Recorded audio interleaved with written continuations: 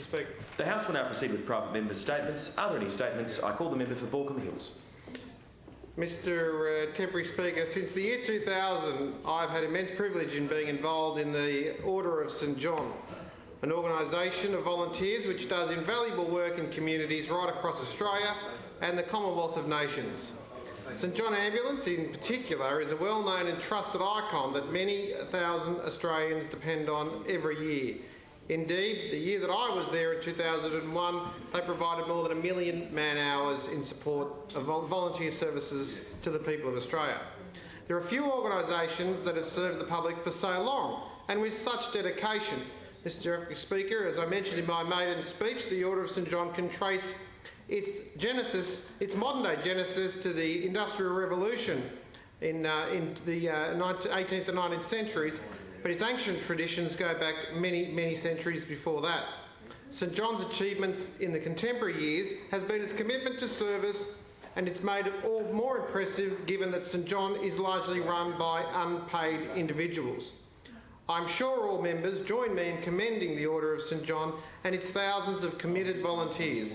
It's hard to imagine our state without the priceless and professional services provided by St John to our community.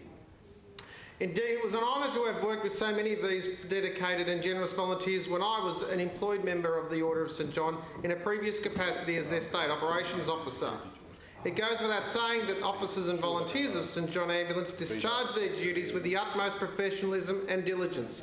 Whether they be a junior cadet first aider or a cardiothoracic surgeon, I commend the people of the work that they do as a cornerstone of the volunteer ethos in the state of New South Wales. One of our most proudest moments was joining their ranks when I was granted my officer's warrant in the Order. Equally, it was a privilege to have been part of the group of members from both sides of the House who founded the Commonwealth's first parliamentary auxiliary of St John last year in this Parliament.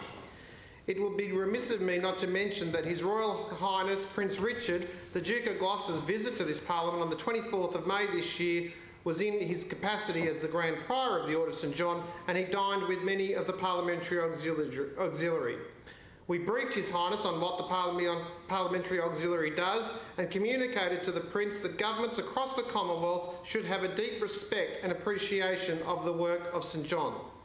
In this vein, it was great to see so many deserving St John volunteers being recognised and congratulated at the St John Annual Awards 2 weeks ago. Particularly impressive, Mr Temporary Speaker, was Mrs Betty Sturton OAM, the St John archivist who recently received her 70-year service bar. Deserving of special commendation were also those officers and volunteers who received citations for offering life-saving first aid, both members of the Order of St John and members of other combat agencies. The volunteers of the Order of St John have done for communities across this state is only fitting. For what the volunteers of the Order of St John have done for the communities across this state, it is only fitting that we give these men and women the acknowledgement they so richly deserve. The current Chairman of St John is a former member of this House, the Honourable Peter Collins QC. I commend him and the CEO, Mr Mark Newton, for the work that they have done. I'm sure across this House people join me in commending the Order and its volunteers and wish them a very successful 12 months. Thank you, Mr Speaker.